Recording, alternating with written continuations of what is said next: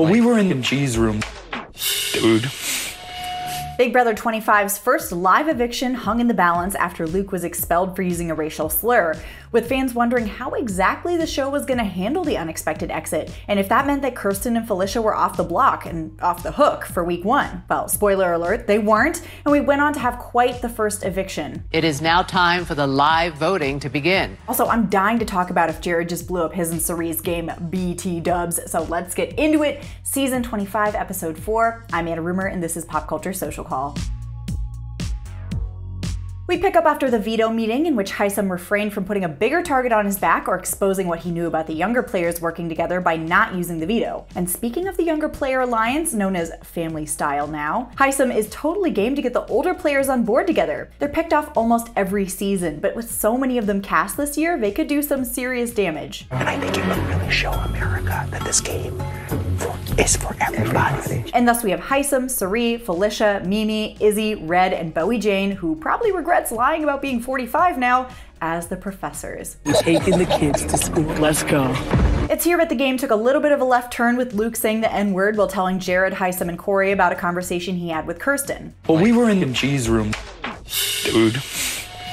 Now, obviously, this was super uncomfortable. Corey left the room, Jared kind of played it off with Luke, although he said in the diary room that was all gameplay. Anything I say or do can come across wrong or aggressive. Luke then gets the call to the diary room from whence he will never return, and Riley gets a note to read to everyone that explains why he was removed from the house for using a racial slur. Now, everyone is pretty confused what happened, so Corey explains what he saw earlier, but Jared jumps in because he wasn't sure it was Corey's place to make it a family conversation with everyone. I don't associate ignorance with malice. Okay, that's dealt with. Let's get back to the game because Riley is feeling the heat as HOH. I bet she would get a little bit more now why so many people throw that first comp, because she has not one but 2 uncomfy situations in which Red and Izzy pretty much nail right on the head who she's working with. Maybe cut the bull.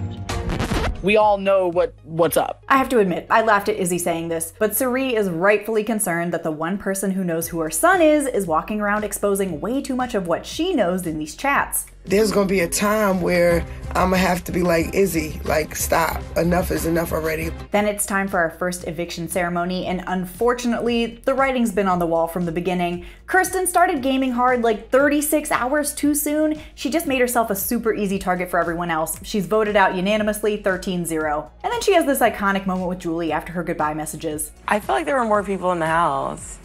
Yeah, we can't show everything on goodbye. Julie even dashed our hopes for a battle back comp because she tells Kirsten all about the Cirie Jared thing. And we learn that Jared apparently cannot keep his mouth shut when it comes to dropping clues. And someone said, oh, that's Miss Cirie's son's name. Jared, there is a reason your mom keeps telling you to stop talking so much literally every time she sees you. I'm curious to see if anyone else clocked him yet. We'll find that out, and our new HOH Sunday, as well as where everyone's gone. I hope they all haven't been pulled to the nether region because I hate saying that term. We'll find that all out Sunday, so like and subscribe. We're following along with the whole season, and head over to popculture.com for the latest in entertainment news. Until next time, I'm Anna Rumor, and this is Pop Culture Social Call.